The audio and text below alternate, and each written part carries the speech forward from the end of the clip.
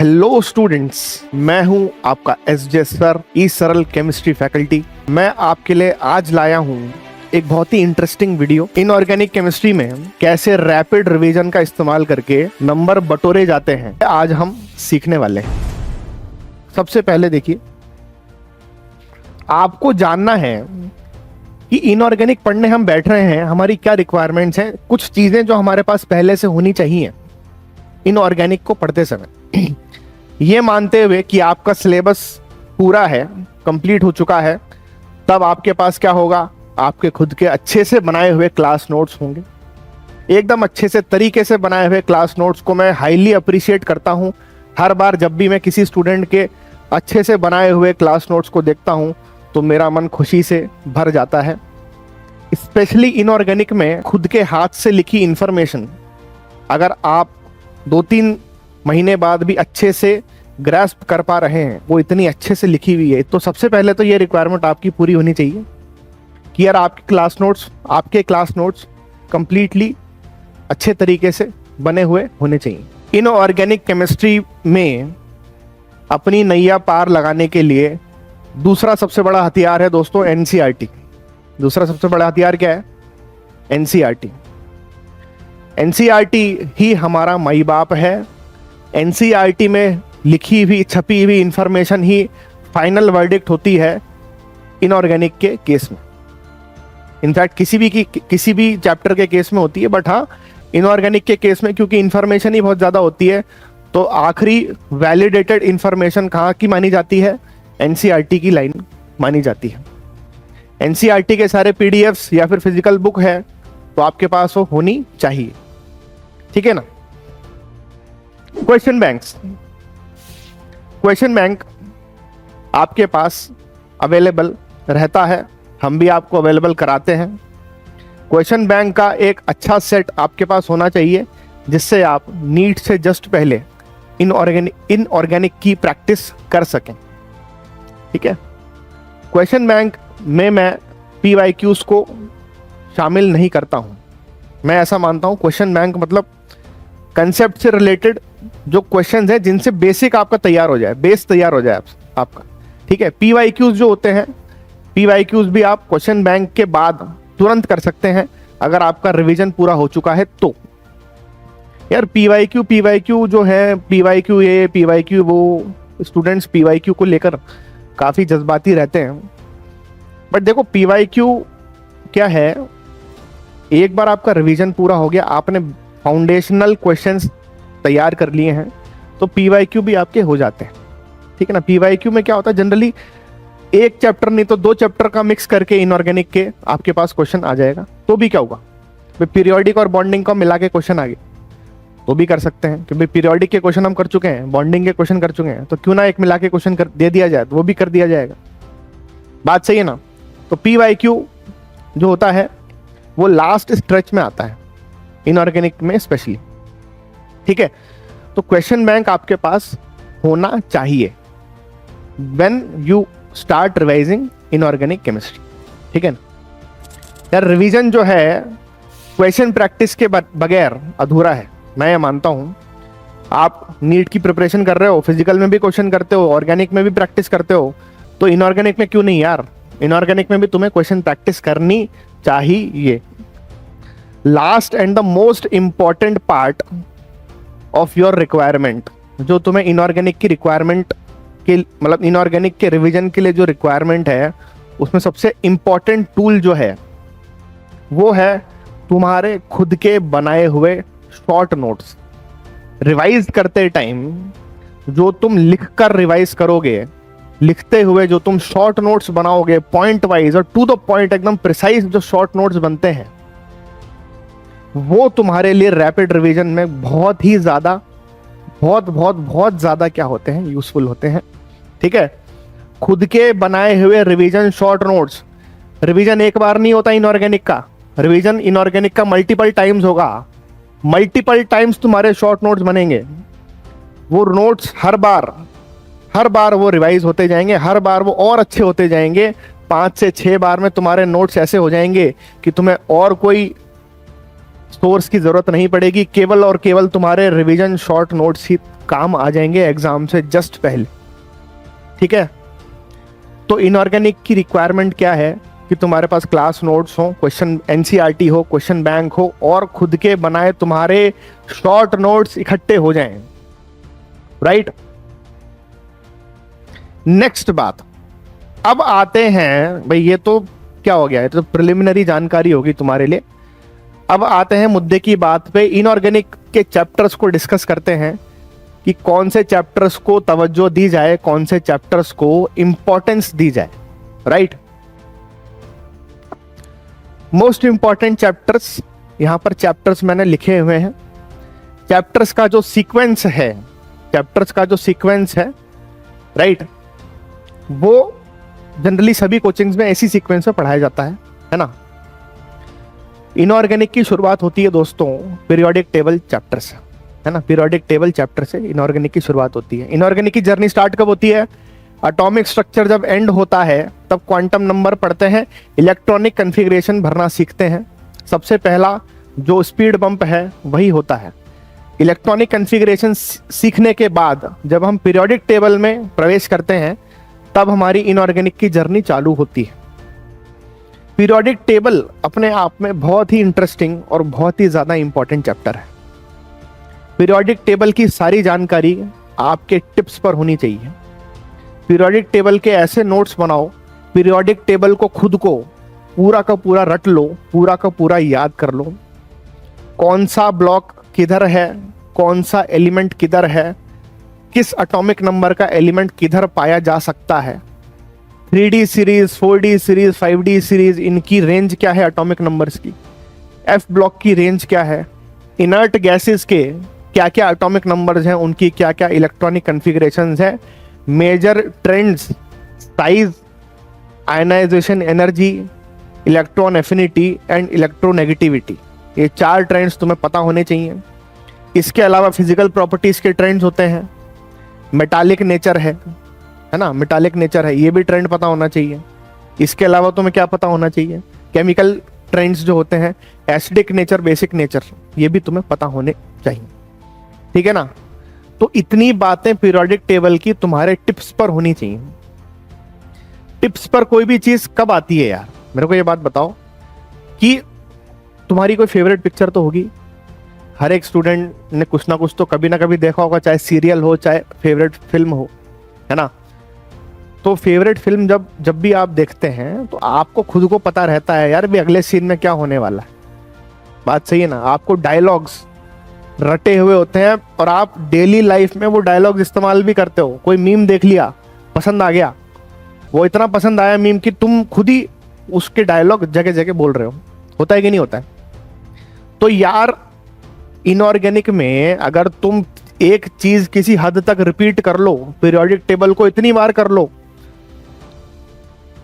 इतनी बार कर लो कि यार वो तुम्हारे दिमाग में घूमता रहे उस समय कि यार ये मैंने ये पढ़ा था और ये चीज यहां पर है, ये चीज यहां पर है, ये चीज यहां पर है।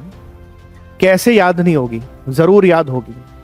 इनऑर्गेनिक केमिस्ट्री वन शॉट में होने वाली चीज नहीं है ना। इनऑर्गेनिक केमिस्ट्री एक बार बैठकर नहीं होती है। इनऑर्गेनिक केमिस्ट्री के लिए बार बार बैठना पड़ता है, बार बार बैठना पड़ता है। ठीक है, जैसे कि तुम लोग देख रहे हो केमिकल बॉन्डिंग और कोऑर्डिनेशन को मैंने एक विशेष डब्बे में बंद किया हुआ है ना।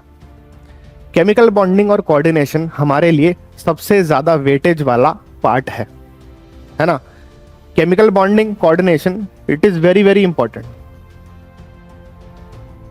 केमिकल बॉन्डिंग और कोऑर्डिनेशन को तुम्हें बहुत ही अच्छे से, बहुत ही बेहतरीन तरीके से करना पड़ेगा। कैसे भाई, कैसे करना है? क्लास नोट्स को बहुत अच्छे तरीके से देखो। केमिकल बॉन्डिंग और कोऑर्डिनेशन दोनों ही बहुत लंबे चैप्टर्स हैं, थोड़े बड़े चैप्टर्स हैं, है ना। तो केमिकल बॉन्डिंग और कोऑर्डिनेशन के दोनों के केस में मैं तुम्हें यह सलाह दूंगा कि इनके कंटेंट्स देखो। तुम्हारी मॉड्यूल है कोचिंग की, कोचिंग मॉड्यूल में कंटेंट्स होते हैं।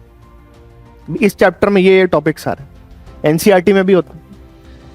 तो इस चैप्टर को टॉपिक्स में डिवाइड कर दो, इस चैप्टर को भी टॉपिक्स में डिवाइड करो। ठीक है, केमिकल बॉन्डिंग को कैसे डिवाइड कर सकते हैं?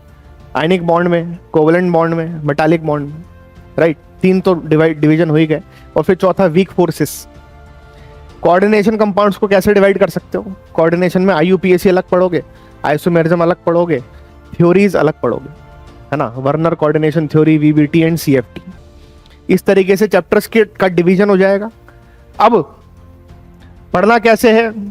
जो क्लास नोट्स में तुम्हारे चीजें लिखी हुई हैं उनको तुम्हें अपने अंदर आत्मसात कर लेना है, अपने अंदर आत्मसात कर लेना है, यानी कि वो तुम्हें 100% याद होनी चाहिए। एक बार में नहीं होगा, रिपीट करो 5 बार, 6 बार, 7 बार, 8 बार, कैसे याद नहीं होगा? सब कुछ याद करने लायक चीज है। केमिकल बॉन्डिंग में आयनिक, जैसे आयनिक बॉन्ड्स है ना, आयनिक बॉन्ड्स में ट्रेंड आते हैं, सॉल्युबिलिटी के ट्रेंड आते हैं, थर्मल स्टेबिलिटी के ट्रेंड आते हैं, गारंटी से याद होंगे। रिपीट करके तो देखो एक बार। कोवेलेंट बॉन्ड है, हाइब्रिडाइजेशन है, किस सिग्मा प्लस लोन पेयर के कॉम्बिनेशन में कौन सा स्ट्रक्चर बनता है, याद होना चाहिए। 2 सिग्मा प्लस 3 लोन पेयर क्या स्ट्रक्चर है? लीनियर स्ट्रक्चर है सर, sp3d हाइब्रिडाइजेशन। इस तरीके का तुम्हें क्या, इस तरीके से तुम्हें अगर याद होंगी चीजें तो बहुत जल्दी तुम बहुत कम टाइम में बहुत ज्यादा नंबर बटोर सकते हो। बात समझ में आई, है ना? केमिकल बॉन्डिंग कोऑर्डिनेशन पे विशेष ध्यान देना है, इसका मतलब तुम्हें इस पर ज्यादा समय लगाना है। पीरियोडिक टेबल वाले पार्ट में तो समय देना ही है। केमिकल बॉन्डिंग कोऑर्डिनेशन में विशेष रूप से तुम्हें ज्यादा से ज्यादा चीजें कवर करनी है। लास्ट में आते हैं ब्लॉक्स। भाई इनऑर्गेनिक में अब कुछ बचा नहीं है वैसे। एस ब्लॉक हट गया, हाइड्रोजन हट गया, राइट, एनवायरमेंटल केमिस्ट्री हट गया, इस तरीके के चैप्टर हट गए, मेटलर्जी हट गया, काफी अच्छा चैप्टर था, फिर भी हट गया वो। ब्लॉक केमिस्ट्री बचती है जिसमें तुम्हें 3 ब्लॉक्स पढ़ने होते हैं, है ना, P block, D block and F block. इसमें मैं तुम्हें कहना चाहूंगा ब्लॉक केमिस्ट्री की बात सुन लो। अब ब्लॉक केमिस्ट्री में जनरल जो एक परसेप्शन है बच्चों का, जनरल परसेप्शन क्या है सुन लो आज की तारीख में, क्योंकि अब S ब्लॉक तो हट गया कि sir D and F block तो फिर भी कंसेप्चुअल है, समझ में आ जाता है, कुछ चीजें उसमें याद करने वाली हैं, लेकिन D एंड F ब्लॉक हमारे गले में उतर जाता है। P ब्लॉक नहीं उतरता सर, P ब्लॉक नहीं उतरता यार, नेचुरल सी बात है। 1.5 घंटे की सस्ती सुंदर टिकाऊ फिल्म देखोगे तो जल्दी याद होगी, और 3-3.5 घंटे की मैराथन मूवी देखोगे तो देर से याद होगी, देर से समझ में आएगी नहीं। तो P ब्लॉक का केस वैसा ही बनता है। P ब्लॉक के अंदर डिवाइड एंड रूल करना है तुम्हें। P ब्लॉक के अंदर डिवाइड एंड रूल। भाई P ब्लॉक में 13th ग्रुप पढ़ रहे हो तो 13th ग्रुप ही पढ़ोगे एक बार में, उसके बाद कुछ और पढ़ोगे फिजिकल या ऑर्गेनिक, लौट के आओ 14th ग्रुप पढ़ो। 14 ग्रुप पढ़ लिया और देखना सिमिलैरिटी मिलेगी तुम्हें, तुमने जो 13th में पढ़ा था वैसे ही सीक्वेंस है, तुम 14 पढ़ोगे तो तुम्हें समझ में आने लग जाएगा। बात करते हैं 12th वाले P ब्लॉक की। 12th वाले P ब्लॉक में दोस्तों यार 15वें ग्रुप से चालू होता है नाइट्रोजन फैमिली से। अब नाइट्रोजन फैमिली है ना, काफी लंबा जाता है, आराम से उसको पढ़ो, एक बार में एक ही ग्रुप पढ़ो। नाइट्रोजन फैमिली में कुछ चीजें जो पढ़ोगे ना तुम, सिमिलरली वैसी ही चीजें तुम्हें कहाँ मिलेंगी? ऑक्सीजन फैमिली में मिलेंगी। नाइट्रोजन फैमिली में NH3 पढ़ते हैं, ऑक्सीजन फैमिली में H2O पढ़ते हैं, राइट। नाइट्रोजन फैमिली में PH3 पढ़ते हैं, ऑक्सीजन फैमिली में H2S पढ़ते हैं, राइट। नाइट्रोजन फैमिली में नाइट्रोजन के एसिड्स पढ़ते हैं, ऑक्सीजन फैमिली में बाकी सबके सल्फर के और इनके एसिड्स पढ़ते हैं, ठीक है ना। तो बात यह है कि सीक्वेंस है, इनके अंदर पैटर्न छुपा हुआ है। P ब्लॉक जो ऊपर से देखने में बड़ा हौज पौज सा लगता है, बड़ा कॉम्प्लिकेटेड सा लगता है, इसको डिवाइड एंड रूल करके अगर पढ़ा जाए, 6 ब्लॉक्स को, 6 ग्रुप्स को 6 अलग अलग टाइम जोन्स में बांट दो, मतलब एक टाइम जोन में तुम एक ही चीज कर रहे हो तो तुम देखोगे कि P ब्लॉक भी तुरंत होने लगेगा। भाई P ब्लॉक पूरा नहीं पढ़ना है एक बार में एक ही ब्लॉक पढ़ना है, एक ही ग्रुप पढ़ना है। एक ग्रुप तो रट सकते हो ना यार। मेन काम है इंफॉर्मेशन को रिटेन करना। इंफॉर्मेशन रिटेन कब होगी? जब तुम उस 3-3.5 घंटे की पिक्चर को जितनी ज्यादा बार हो सकता है देख लो, 5 बार, 6 बार, 10 बार। और जब तुम रिवाइज करोगे, जब तुम पहली बार रिवीजन करने बैठोगे ना, तो शॉर्ट नोट्स बनाओगे, उसमें तुम्हें दिक्कत आएगी, थोड़ी सी दिक्कत आएगी कि भी क्या लिखूं क्या नहीं लिखूं। फिर अगली बार तुम क्वेश्चन करो, उसके बाद क्वेश्चन करो, तुम्हें समझ में आएगा तुम क्या स्किप कर रहे हो क्या नहीं कर रहे हो। फिर वापस रिवीजन करने बैठो, फिर से शॉर्ट नोट्स बनाओ। जो नेक्स्ट वाले तुम्हारे शॉर्ट नोट्स बनेंगे वो ज्यादा इंफॉर्मेशन वाले शॉर्ट नोट्स होंगे, वो ज्यादा प्रिसाइज होंगे, उनसे तुम्हें और ज्यादा हेल्प मिलेगी। ठीक है, अब शॉर्ट नोट्स बन गए। अब उन शॉर्ट नोट्स को तुम्हें क्या करना है, तुम्हें उन्हें इतनी बार पढ़ना है कि उसमें लिखी एक एक चीज याद हो जाए, एक एक चीज याद हो जाए। और उसके बाद क्या करना है दोस्तों, PYQ करने हैं। क्या करना है, PYQs करने हैं, जिससे तुम्हारा कॉन्फिडेंस बिल्डअप होगा, पूरी ब्लॉक केमिस्ट्री तुम्हारी अच्छी जाएगी। राइट, तो मोस्ट इंपॉर्टेंट चैप्टर्स और उनकी स्ट्रेटेजी क्या रहेगी मैंने अभी डिस्कस किया है। मंत्रा क्या है सर, बातें काफी हो गई, मंत्र बताओ आप। तो मंत्र है दोस्तों एक फेमस पिक्चर RRR। RRR जैसे कि मैंने कहा, अच्छा वो लंबी पिक्चर भी थी, पिक्चर वो लंबी थी, लेकिन फिर भी ग्लोबली यूनिवर्सली अक्लेम की गई, ऑस्कर मिला उसके गाने को। RRR repeated regular revision, repeated regular revision. Revision करते हैं सर, हम रिवीजन करते हैं लेकिन याद नहीं रहता है, रिवीजन करने के बाद भी याद नहीं रहता है। अरे भाई कैसे याद रहेगा, एक बार रिवीजन करके बैठ गए हो और एक्सपेक्ट कर रहे हो कि 1 महीने बाद फिर से वो सारी चीजें हमें याद रह जाएंगी, ऐसा नहीं होता। रिपीटिशन मांगता है, इनऑर्गेनिक में चाहिए रिपीटेड रिवीजन और रेगुलर रिवीजन। रिपीट तो करना ही है और रेगुलरली रिपीट करना है। भाई 1 महीने, मान लो तुम्हारे पास 1 महीना था इनऑर्गेनिक पढ़ने के लिए, ठीक है, 1 महीना तुमने जम के इनऑर्गेनिक पढ़ी, उसके बाद 2-3 महीने बीत गए, अब उसमें से तुम भूलने लग गए चीजें, तो ये उस 1 महीने की मेहनत वेस्ट चलेगी कि नहीं चलेगी। Throughout the course of your study, NEET तक तुम्हें क्या करना है, रिपीटेड रिवीजन करने हैं, रिपीटेड रिवीजन करने हैं। इस हफ्ते करना है, फिर अगले हफ्ते करना है, फिर अगले हफ्ते करना है, पढ़ते जाना है। शॉर्ट नोट्स बन गया, अब शॉर्ट नोट्स बन गया तो कहीं भी घूमते फिरते भी पढ़ सकते हो, खाना खाते समय पढ़ सकते हो, ऊपर टहलते समय पढ़ सकते हो, धूप में बैठते समय पढ़ सकते हो, ट्रैवल करते समय भी पढ़ सकते हो। ठीक है ना, चिल करते समय, जब तुम चिल कर रहे हो चाय वाय के साथ, कॉफी के साथ, तब पढ़ो ना शॉर्ट नोट्स। कौन मना कर रहा है तुम्हें, कौन रोक रहा है तुम्हें, कोई नहीं रोक रहा है यार। तुम्हें ऑड टाइम पे पढ़ने से कोई भी नहीं रोक रहा, तुम खुद अपने आप को रोक रहे हो। बात समझ में आई, पढ़ने का टाइम फिक्स नहीं होता कभी भी, मैं ऐसा मानता हूं। रैंडमाइज करके पढ़ो। राइट, अभी बोर हो रहे हैं, क्या करें, P ब्लॉक पढ़ लेते हैं। मन एकदम से नहीं मानेगा, मन कहेगा कि यार बाहर टहल के आते हैं, कॉफी पी के आते हैं, स्नैक्स खा के आते हैं। बट अगर तुम वो काम करते करते भी P ब्लॉक का एक ग्रुप पढ़ लो तो क्या जा रहा है यार, तुम्हारा कोई नुकसान नहीं हो रहा, फायदा हो रहा है। रिपीट करो, रेगुलरली रिपीट करते हुए रिवाइज करो, यही मंत्र है इनऑर्गेनिक का। और इनऑर्गेनिक एक बार अगर सेट हो गई ना दिमाग में बच्चों, एक बार भी अगर सेट हो गई एग्जाम से पहले, तो कभी भी डिसअपॉइंट नहीं होगे, 100% नंबर आने वाले हैं इनऑर्गेनिक से। इस स्ट्रैटेजी को अपनाओ, इफेक्टिवली पढ़ना है, स्मार्ट तरीके से पढ़ना है, रिपीटेड रेगुलर रिवीजन करना है।